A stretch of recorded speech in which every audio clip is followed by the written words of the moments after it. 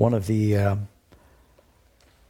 other online mechanisms.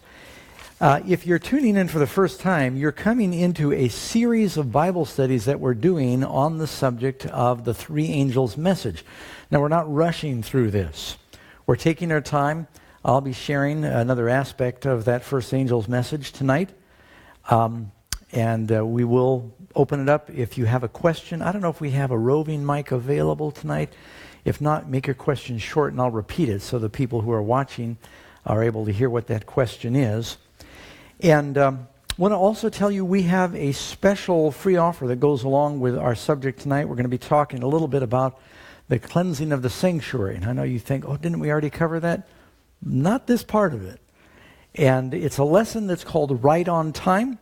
And if you'd like to be able to read this for free, then we just ask you to text on your phone the word prophetic, Prophetic, prophetic, and text that to 99000. Prophetic, text to 99000, and you'll get the lesson right on time, and you'll be able to read it, and it's got a lot more information than we're able to share in this brief presentation. Now, if you look in Revelation chapter 14, and if you go to verse 6, that's where you find the three angels' messages begin. I know you say, wow, we've been going over this and over this. Well, we're finding deeper layers every time. I want to read this verse again.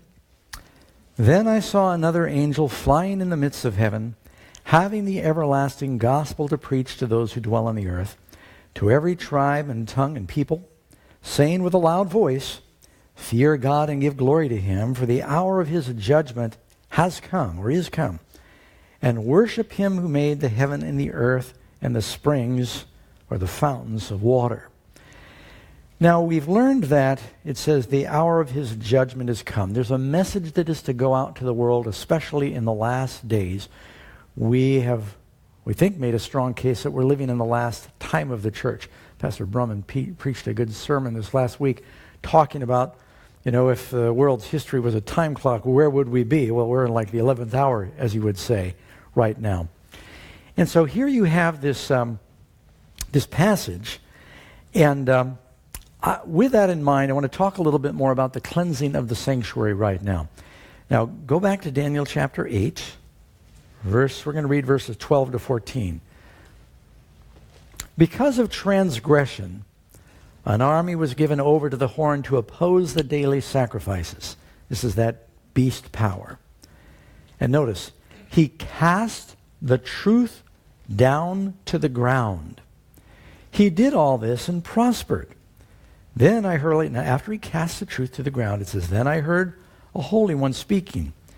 And another holy one said to that certain one who was speaking, how long will the vision be concerning the daily sacrifice and the transgression of desolation, the giving of both the sanctuary and the host to be trodden underfoot?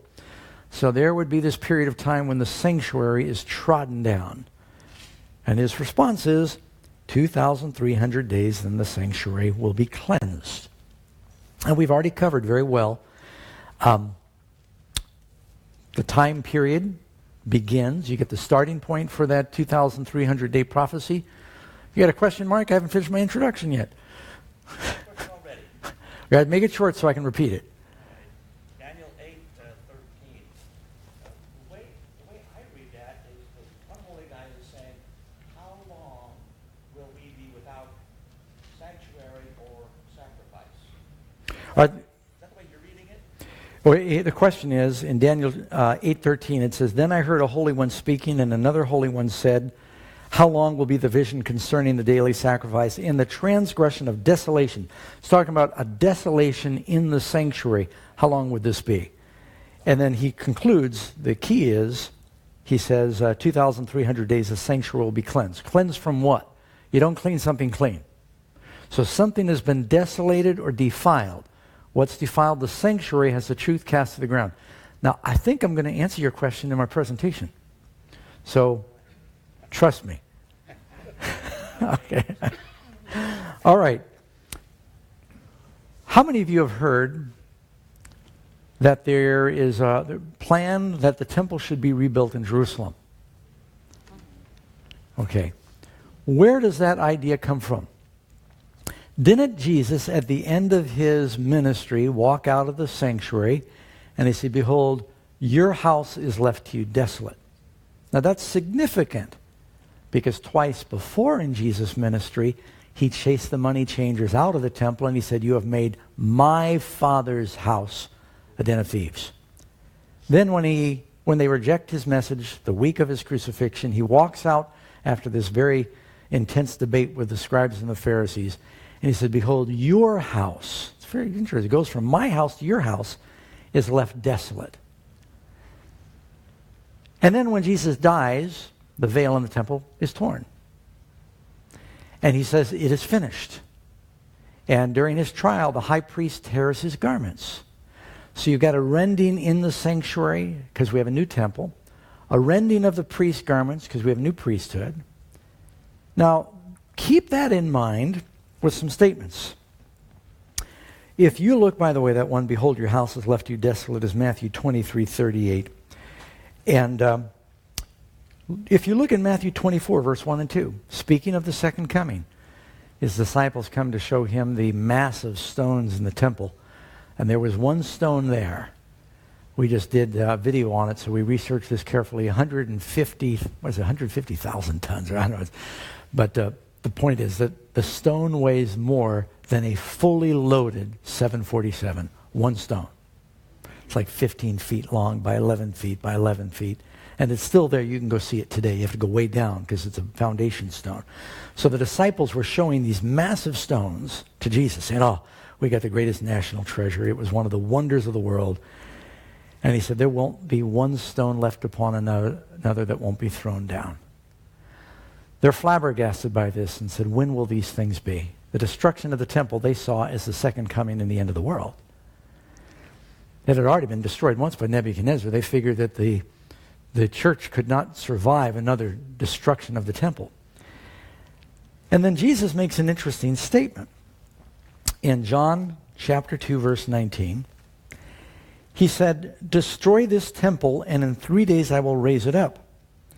The Jews who were listening to him said, it's taken 46 years to build this temple, because the restoration of Nehemiah's temple started back with King Herod the Great. It's kind of strange, that same Herod that killed the babies in Bethlehem wanted to make the Jews happy, so he refurbished their temple. Not out of any real love for God, but it was a political move. So way back, 46 years earlier, he had been refurbishing the temple, and Jesus said, destroy it, I'll build it in 3 days. The Jews said, how can you do that? 46 years. You read on, it says, but he was speaking of the temple of his body. So when Jesus died on the cross and the veil was rent, we've had a question that we've posed several times. How many temples were there in the Old Testament for God's people? You got one during the time of Moses, tabernacle in the wilderness. You've got one during the time of Solomon, Elijah, Solomon's temple. That was destroyed by Nebuchadnezzar. They built another one that was then in effect during the time of Jesus. 3 earthly temples. 3 people appear on this Mount of Transfiguration. Moses, Elijah, and Jesus. And you know what Peter says? Lord, let's make 3 tabernacles. One for you, one for Moses, one for Elijah. Got one during the time of Moses, one during the time of Elijah, and the third one during the time of Jesus. Sanctification, justification, glorification. The 3 parts, those sanctuaries were all built during different times. During the time of Solomon, they had great revival in the kingdom. There was a sanctification taking place. Jesus is God during man. So the glory of that last house would be the greatest of all because the Son of God would enter that house. It's a glorification. And he was speaking of the temple of his body. 1 Corinthians 3:17. If any man defiles this temple of God, him will God destroy. For the temple of God is holy, which temple you are. Now, as good Seventh-day Adventists, we all know that we want to take care of our body temples. But Paul isn't talking there so much about your body temple. He said, which temple ye, plural, are. That's because God's church is a temple on earth also. Doesn't Peter say, 1 Peter 2:5, I know I'm giving you a lot of verses, I ought to find a mechanism to post my notes online for everybody. 1 Peter 2:5, you also as lively stones are built up a spiritual house. So what kind of temple is still on the earth today? A spiritual house. A spiritual house, a holy priesthood. And what kind of priesthood? The old one destroyed. We got a new one now, right? You are a priesthood. To offer up spiritual sacrifices. We don't offer literal lambs. We offer through faith the Lamb of God. You still with me? Okay. Go to Ephesians 2, verse 19. So important to understand because we're going to get to 1844 in a minute. Ephesians 2:19. Now therefore you are no more strangers and foreigners, but fellow citizens with the saints in the household of God, and are built, he says, you are built on the foundation of the apostles and prophets, Jesus Christ himself being the cornerstone there in the four Gospels, and the apostles and prophets built upon that, in whom all the building fitly framed together grows into a holy what? Temple in the Lord, in whom you are builded together for a habitation of God through the Spirit. How many of you remember reading in the Old Testament when the temple of Moses was dedicated? And it says the glory of the Lord came down and filled it. The temple of Solomon was dedicated. Now you don't find this in Kings, but you find in Chronicles when it talks about Solomon dedicating the temple. It says the glory of the Lord came down, burned up the sacrifice, and there was so much glory of God in that temple, the priests could not minister. It's like when Moses came off the mountain, they couldn't even look at him because of the glory. And then, of course, the glory of the last temple is when Jesus goes into that temple. Now, should there be the glory of God in the temple on the church, on the world today? If we're living stones, when we come together as God, what happened at Pentecost? Did the glory of God come down? In a special way? And has God withdrawn the promise of the Spirit on his church? No. So, when we talk about the temple, and we talk about the sanctuary being cleansed, Jesus is not only the priest of a heavenly temple, he is a high priest of his body that he built on the earth. Okay? Let me give you a few more verses here. 1 Chronicles 17, verse 11. 1 Chronicles 17:11. Now, Nathan the prophet is talking to David. I better just pause for a minute and give you the background to this. After David defeated most of his enemies, Hiram, the king of Tyre, gave David some beautiful cedar wood, and he sent his best carpenters, one kingdom wanting to congratulate the other. He said, let us build you a beautiful palace for you. David, you've been a shepherd all your life. You ran from Saul. You lived in caves. You lived in the field. We're going to build you a palace. Jerusalem is your capital. So Hiram, along with David's workers, they built David a nice house. David sat in his house, and he's looking around. He said, man, this is a long way from the tent I used to live in. God's been so good to me. And he looks out his window, and he sees there is a tattered tent where you've got Moses' old tabernacle. It's all patched together. I mean, hundreds of years have gone by. And he said to Nathan the prophet, he says, this isn't fair. He says, I dwell in a house made of cedar, but the ark of God is in a tent. Like I used to be in a tent. I want to build a temple for God. So Nathan says, David, God's been with you all along. He must have put that in your heart. The Lord is with you. Go for it. I'm paraphrasing. Obviously, God never said go for it. But that was the meaning. Then as Nathan leaves, the word of the Lord comes to Nathan. He said, no, Nathan, go back and tell David. I know you were speaking, but that wasn't my word. Tell David, it's good that it was in your heart to build a house for God, but you're not going to build it because you are a bloody man. You know how many wars David was in? You know how much blood he shed? And it wasn't just Goliath. He went and killed 200 Philistines just for a dowry for his wife. And he was in war after war, and he took much life. And God said, look, you're a man of violence. But your son, here's where the prophecy comes in. 1 Chronicles 17:11. It'll come to pass when your days are expired that you must go to be with your fathers, that I will raise up your seed after you, which shall be of your sons, and I will establish his kingdom, and he will build me a house, and I will establish his throne forever. Now, what is that prophecy about? Who is the son of David that was to build a house? This is an example of what you call a dual prophecy in the Bible. There aren't that many of them. You've got to be careful about making everything a dual prophecy, but this is clearly a dual prophecy. Did David have a son that built a temple? Solomon built the temple. Matter of fact, you read in 1 Chronicles 28:6, Solomon your son, he will build my house and my courts. So that's clearly one example. But what was another title for Jesus? The Son of David. And did Jesus build a house? What was Jesus' occupation? Carpenter. And he built a house, but it was a spiritual house. He said, destroy this temple and I will raise it up. But he spoke of what? His body. What is the church called? The body of Christ. Now with that in mind, when it says 2,300 days and the sanctuary will be cleansed. Cleansed from what? Christ there at Pentecost, he poured out his Spirit. He established his church there at the cross. When he rose again, he preached the truth. They were built on the foundation. He said, he that hears these words of mine and does them is building on the rock. The truth is the rock. Okay, Mike? Wasn't the sanctuary cleansed, though, during the time of Jesus? Well, the question is, during the time of Jesus, wasn't the sanctuary cleansed? During the time of Christ, they did have their national feast, and they had what they call the Day of Atonement. We call it Yom Kippur. So they'd have a cleansing of the sanctuary. So the physical temple was being cleansed. So we're not talking about that. We're talking about what would happen now. The prophecy in Daniel is dealing with this beast power who comes after Christ, who would take the truth of the new church and defile it. See, the Romans physically destroyed the earthly temple in 70 A.D.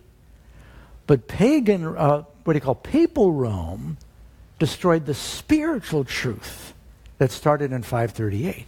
So you got another dual prophecy here. And in Matthew 24, Jesus is not only talking about time of trouble the apostles would go through, he talks about a time of trouble the church would go through. So you got several dual prophecies happening there. Okay, so he said the sanctuary would be cleansed. Now, because our charismatic friends believe that the sanctuary is going to be cleansed, they think, well, it needs to be rebuilt. Another reason they think it needs to be rebuilt is based on this next verse I'm going to give you. 2 Thessalonians 2, verse 3. It's a prophecy about the beast power. 2 Thessalonians 2, verse 3. Let no man deceive you by any means, for that day, speaking of the second coming, will not come except there come a falling away first. Let me just pause there for a moment. Paul is speaking, so this is not talking about before Paul. Are you with me, Mike? I want you to make sure you're catching what I'm saying here, because it's answering one of the questions you asked. Okay, well, I want you to get back to this is going to help answer Daniel 8:13. 2 Thessalonians 2:3. Paul is saying, Paul lives after Jesus and after his death. Says there's going to be a falling away. He's talking about a falling away in the church. Not falling away in the world. The world's fallen. And he says, in that falling away, the man of sin is going to be revealed, the son of perdition, who opposes and exalts himself above all that is called God. That's what it says in Daniel. This beast power would exalt himself above God, or that is worshipped, so that he, as God, sits in the temple of God, showing himself that he is God. Now, when Paul says this, Jesus had already died. The purpose for the earthly temple was over with. So Paul wasn't expecting this beast power to set himself up in the earthly temple. What is he talking about? Well, our charismatic friends say, in order for the beast power to sit in the temple of God, they take it very literally. They say, well, they're going to have to rebuild the Jewish temple. But how many of you have Jewish friends? Do any of you know any Jewish friends that sacrifice lambs? When was the last time you saw Jewish people sacrificing lambs? Do you ever hear any of them clamoring? Now, if the Jews have not been sacrificing lambs for 1900 years, how do they get forgiveness? Is this an answer or a question? Answer. Okay. My Jewish friend says that every year his father on the Day of Atonement, his father takes a chicken and waves it over his head. So that's like A sacrifice. yeah, a sacrifice. I've heard of that before. That's not normal. The rabbi has told him that will That'll cover him. it's how they can rebuild the temple. All right, let me repeat. He says he knows. Yeah, some wave a chicken over their head.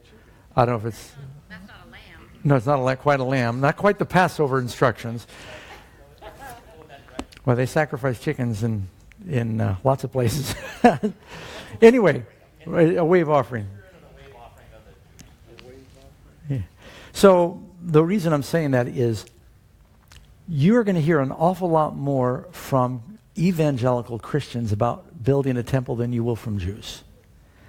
I've been to Israel a couple of times, and I have never run into a strong movement in Israel to rebuild the temple. First of all, what's on the property where the temple once stood right now? It's called the Mosque of Omar, sometimes known as the Dome of the Rock, which is the third most sacred place in Islam. What do you think would happen if the nation of Israel brought bulldozers in to level that and build a Jewish temple right now? When you've got about 1 billion Muslims in the world, what do you think would happen? Do the Jews want to commit suicide?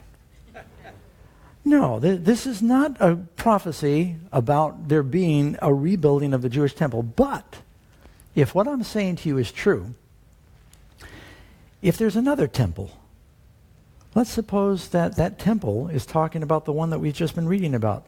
You are living stones. What don't you know? Ye are the temple of God, the body of Christ. I'll raise up a temple. And the devil is wanting to sit in the temple of God, showing himself he is God, putting himself over the church. Now, you know, that happened all through the Dark Ages. When a man says that he's to be worshipped as God, when a man says that he can forgive sins, when a man says that he decides who is saved and who is lost, a person is putting himself in the temple. When a man sits on a throne, is carried on a golden leader, when people kiss his feet, a man putting himself in the temple of God, being worshipped as God, this is what this is talking about. But everyone is waiting for a physical temple. Okay, so first I want to ask, did I make a strong case that there may still be another sanctuary on earth right now? So when you read 2,300 days and then the sanctuary will be cleansed, we've shown you that there is a sanctuary in heaven. Hebrews, high priest. You read in Revelation, I saw the temple of God open in heaven. I did a search tonight. Anyone want to guess? How many times does the word temple appear in Revelation? 52.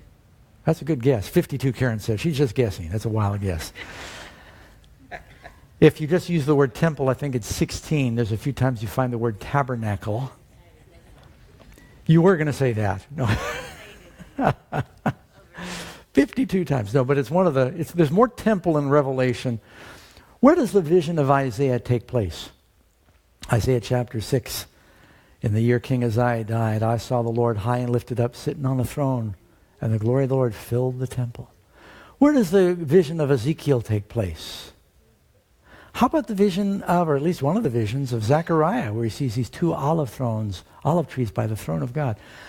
And Daniel, I saw one like the Son of Man coming to the Ancient of Days. Isn't it interesting how all these apocalyptic prophecies are in the context of the temple? So there's no question there's a heavenly temple. It's the dwelling place of God. And the earthly temple, you've got golden wallpaper in the tabernacle, and you've got golden angels. They're models of the heavenly, where you've got real angels by the throne of God. And but it's also talking about your body's a temple. Now, I don't want to take this too far, but it's interesting. In the temple on earth, was there water? For cleansing. Your bodies have a lot of water. In the temple, there was a fire. Do your bodies every moment you're alive are consuming energy. One of the ways you know you're dead is when you cease to consume energy. There's a fire burning in the temple. It's true. Your cells, you're burning energy. Was there food stored in the earthly temple? Do our bodies store food? We won't talk about how much, varying amounts, but we do. Was there a light in the temple? The Bible says the light of the body is the eye. And was there a spiritual thing in the smoke that went up in the temple? The Bible talks about the spirit of man. There's something ethereal about the way we think that science can't figure out how we hold thoughts. And was there a holy place? And that would be, this is the Holy of Holies. Thy word I have hidden in my heart that I might not sin. This is the heart in the Bible. As a man thinks in his heart, so is he. You think with this, right? So actually I did hear there's been some studies that you actually have brain neurons in your heart muscle. Have you heard that? Yeah, that's true. So, yeah. Anyway, so I don't want to take too far. Yes? Yeah, and there was a boundary around the sanctuary, and we've got skin, we've got borders. If you didn't have borders, it'd be pretty scary, right? And so people have said, it's very important. And what would happen if you brought an unclean sacrifice into the temple? Are we supposed to take unclean food into us? And so, there's like I said, I don't want to take it too far, but I've heard some interesting studies on the health message in the sanctuary that I think have some validity to them. So not only are you a temple, but God has his church around the world. He dwells among them. And he wants to fill them with his spirit as he did on Pentecost. All right. With that in mind, 2,300 days the sanctuary will be cleansed. Now, what happened in heaven in 1844? The starting point, of course, is going back to 457 BC, when you go 2,300 days a year in prophecy. Hey, let me give you one more verse. I didn't hear Pastor Sean or Pastor John. We get really confused here at Central because we got a Pastor Sean, Pastor John. Yeah, Granite Bay, thank you. See, I get confused too. Pastor Jean, Pastor John, and Pastor Jean. Sean, see how I'm doing it? And Doug. I'm real easy. But where do we get a day for a year? Ezekiel, Numbers. I want to give you a third one. New Testament. Luke, chapter 13. They came to Jesus after John the Baptist had been executed, and they said, King Herod, you know what he did to John the Baptist? Jesus said, go tell that fox, I teach and do cures and cast out devils today and tomorrow, and the third day I'll be completed. Now this happened 6 months into Jesus' ministry. He did not teach and preach 3 more days. Jesus is making a prophecy. How much longer did he teach and preach? 3 more years. I forget the verse. Luke chapter 13, Luke, go tell that fox, look it up. I'm dyslexic with numbers. But if someone finds that, you can just call it out. Go tell that fox. You type in the word fox. You don't find it that many times in Luke. Luke 13:32? Thank you. All right, so a day is a year in prophecy. You come to 1844, the sanctuary will be cleansed. Christ entered his last component of the heavenly ministry in 1844. Anyone have any video of that? How do you prove that? I think you can prove it from the Bible. We entered the last phase of the church, which is called Laodicea. What does Laodicea mean? A judging of the people. Last age of the church history. But it's really hard to prove by pointing horizontally that happened. But if you say, did anything happen with the church on earth in 1844? That's a lot easier to prove. I believe everything that's happening in heaven. But I think sometimes we neglect to say what happened on earth in 1844. Now, some of the pioneers didn't even talk about it because they were living it out. Probably didn't even think about it. They're right in the middle of it happening. Up until 1844, was there a truth that had been cast to the ground? Remember what the beast would do? Cast the truth to the ground. Was there a truth that was cast to the ground about baptism? Do you know that even Calvin had people put to death because they believed in baptism by immersion? John Calvin had others executed for that. But we believe in baptism by immersion. Now we found out, those Baptists, those primitive Baptists and Anabaptists, they were right. And what about the punishment of the wicked? Was the truth cast to the ground about what happens when you die? The idea that you go right to heaven or hell before the judgment? There's so much or that God tortures people through all eternity at the moment of death before the judgment or the resurrection? Was that a truth that was cast to the ground? Or the idea that the living can communicate with the dead? Or the idea that you can continue sinning and still be saved? Or the idea that the 10 Commandments have been nailed to the cross and you don't need to keep them anymore? Pick your doctrine. That you have to confess your sins to a man?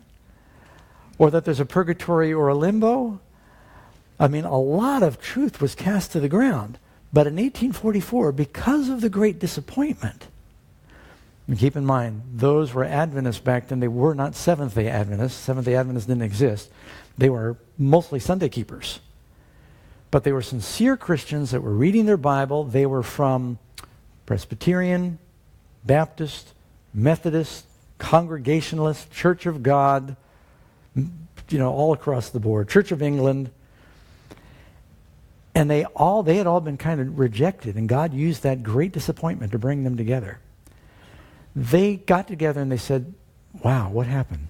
Maybe we've misunderstood some things. What is this sanctuary? And they started to pray and to study together, and out of that, they said, we've been wrong about some things. And the various truths that these people had, they brought together. Joseph Bates. Any of you read the autobiography of Joseph Bates? You ought to read that. That's an amazing story. He, ran away. It's like, better than fiction. Became a cabin boy and ended up getting shipwrecked, and he got pressed into the British Navy and just had all these exciting adventures, ended up becoming his own captain. And he was one of the first captains that says there's going to be no alcohol on our ship. That was unheard of back then. This is before Prohibition. How many of you have ever eaten lima beans? Do you know how you got lima beans?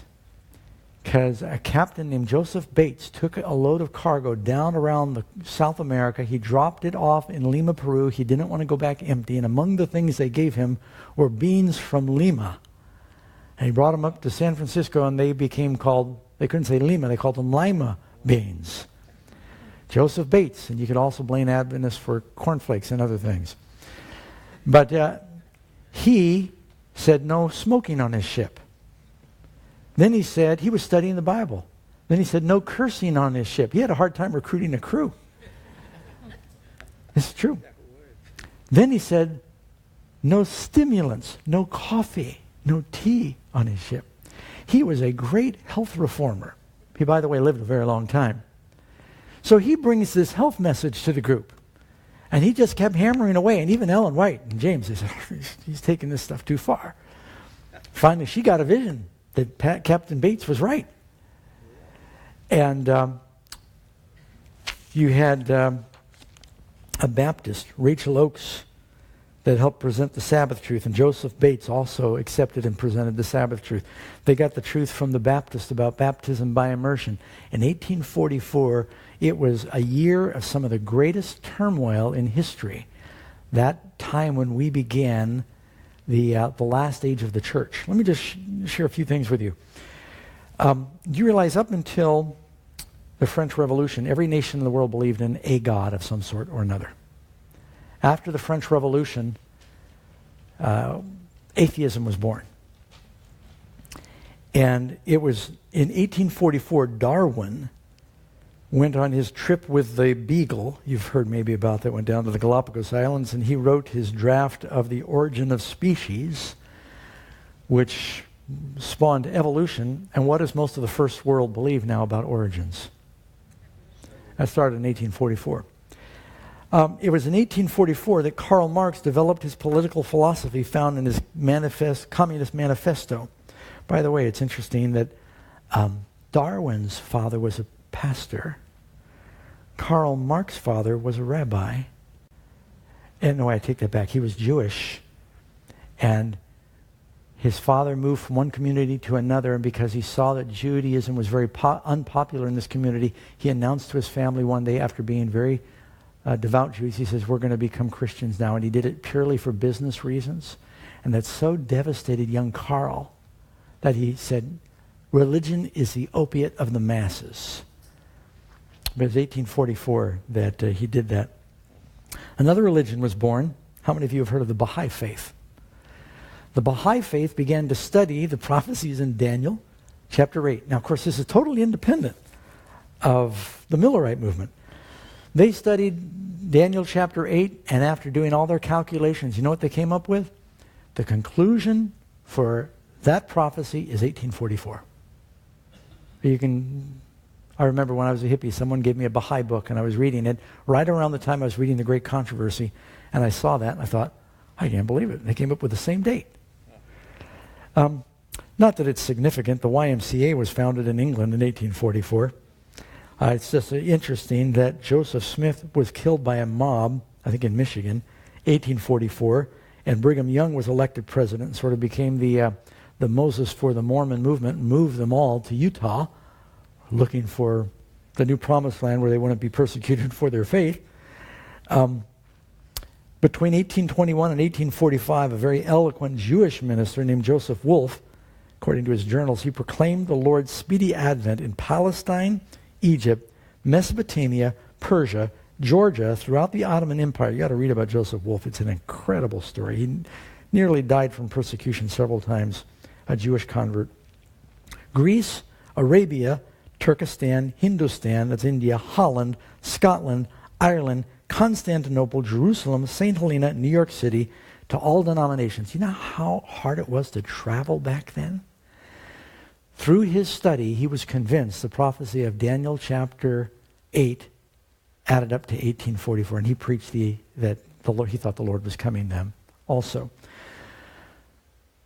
There was a famous artist who developed some electrical technology, and he finally tested his electronic method of communication in 1844. His name was Samuel Morse. If you've ever seen his artwork, he's a great artist. You'd be surprised to find out that he's the one who invented Morse code, because he was a very good artist. And the first message ever sent digitally, how many of you sent a digital message today? The first message sent digitally was in 1844. And you know what the message was? He quoted from the Bible, and he said, "What hath God wrought?" Because now messages could travel the speed of light. It's interesting. First message we use, we're transmitting messages digitally right now. It's kind of interesting. It can go around the world in half a second approximately. And this was a very significant year, not only because something was happening in heaven, but because Christ entered his final work, he brought together a final movement. I believe that right now in the world today, God has raised up, it's not just another denomination, there's a movement of prophecy, and it is the Seventh-day Adventist Church. Because he brought people together from many different Christian persuasions, indeed some were not Christians at all, and pulled them back and said, let's get back to the Bible. God was looking for a people near the end of time that would return to the faith that was given to the apostles. Now, he's not done cleansing the sanctuary in heaven, is he? What's going to happen when he's done? Have you read Daniel chapter 12? At that time, Michael will stand up, the great prince that stands for the children of thy people, and there will be a time of trouble such as there never has been, since there was a nation even unto the same time. And at that time, thy people will be delivered, great time of trouble, deliverance, and many that sleep in the dust of the earth will awake, resurrection. So when Michael stands up, you ever seen when a judge enters the courtroom, everyone stands up? I won't ask you how you know that.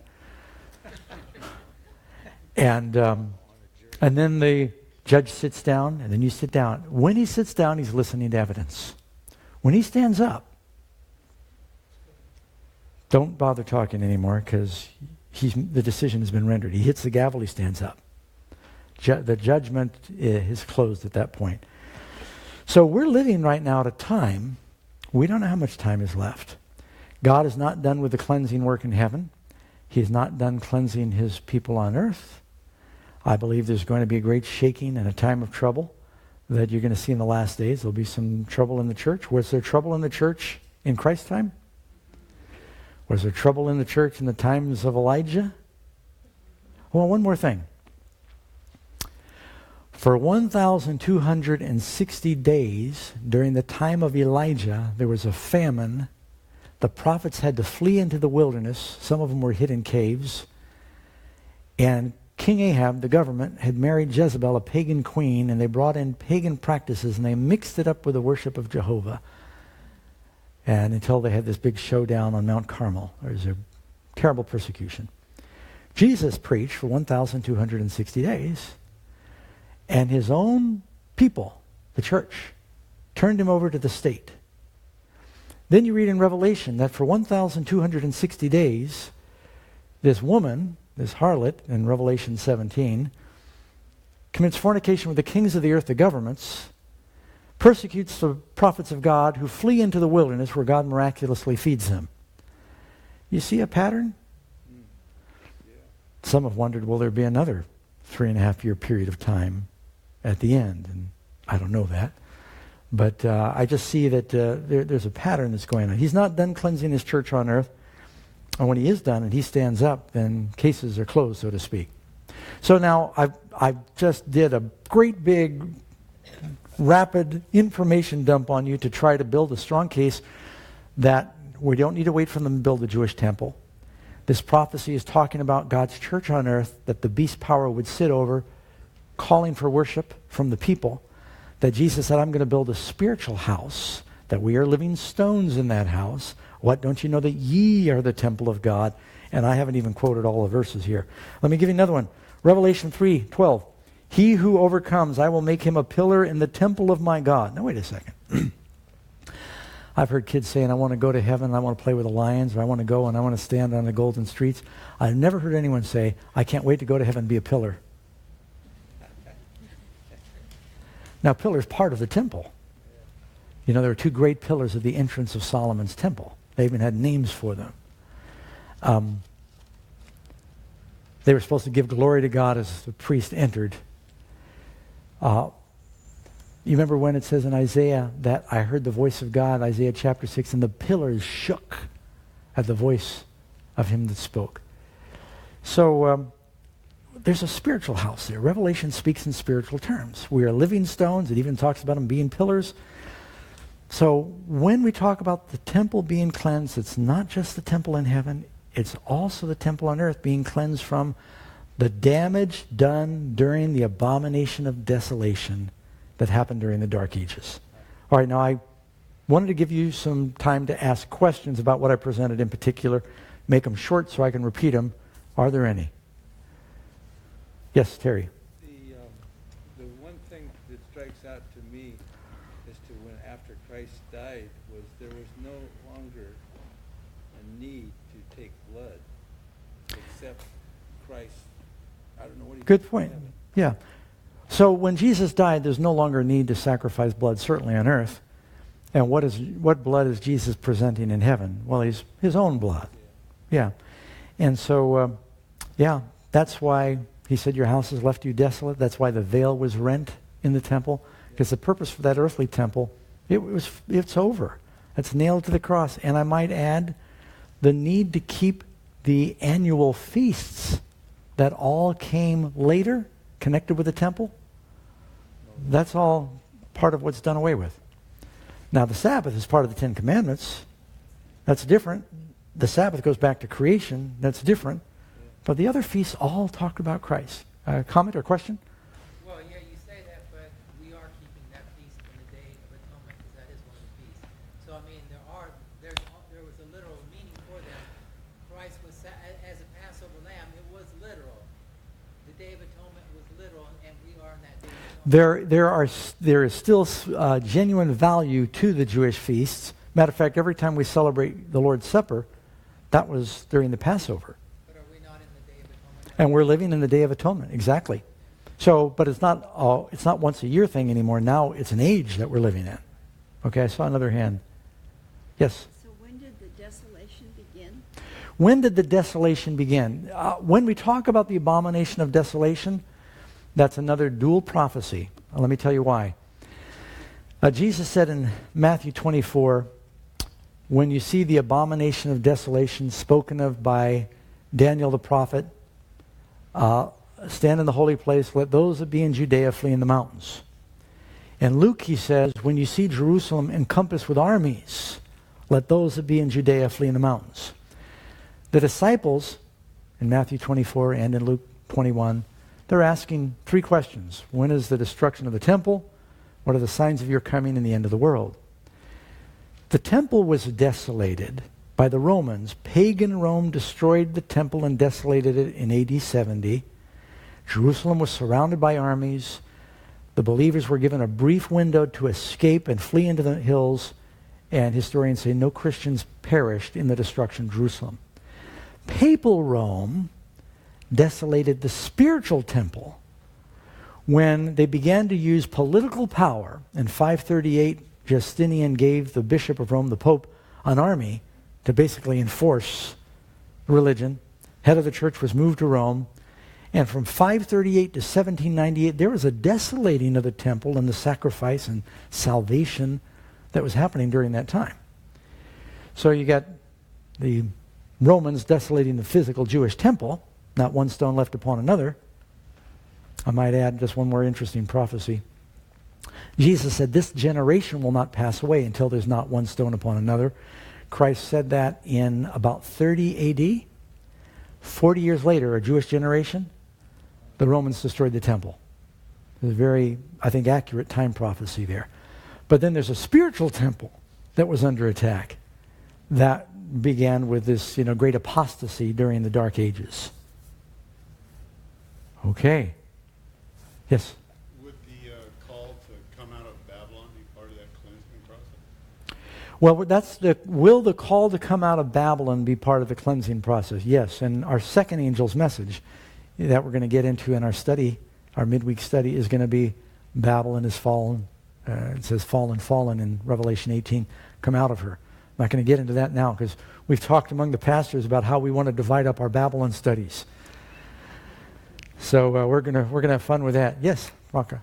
Well, in Exodus 40, when the tabernacle was dedicated, it was filled with glory, and Moses cannot enter it. And then 2 Chronicles 7, again, Solomon's dedication, they cannot get in. And then Revelation 15, tabernacle was filled with glory. Does that have a symbolical meaning? And it says no man can enter. Is there a dedication? Is there finished? Some kind of temple? Is it finished and ready to be dedicated or something like that? Yeah, in Exodus 40 and in Chronicles, where it talks about the temple of the Lord being filled with glory and no man could enter, I do believe there's going to be a last-day analogy to that. Those were good things in the Bible. That was a sign of God's favor when his glory filled his house in those two instances. So I would look for a sign of him filling his people with the Spirit, and a good thing for the church during that time. There'll be a time when no man can enter because there's no more intercession going on. And in other words, the saved are saved. That's when Jesus says in Revelation 22, let the just remain just, the unjust, unjust. Aren't those two things kind of... Yes, they're separate. But can they be at the same time? When God finishes something, then nobody else can... Oh, we're all filled with the glory of the Lord at that point. We're sealed. Yeah. Oh, I see what you're saying. That's a good point. So, there's no point. I'm going to go look at that again now. Yeah, see, we're all learning together here. That's good.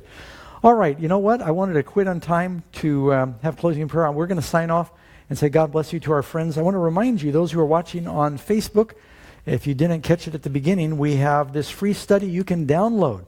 Simply go and text the word prophetic to 99000, and you'll be given access to read a free copy of Just on Time. Talks about that time prophecy we were studying tonight. And God bless you, and we'll study with you again next week.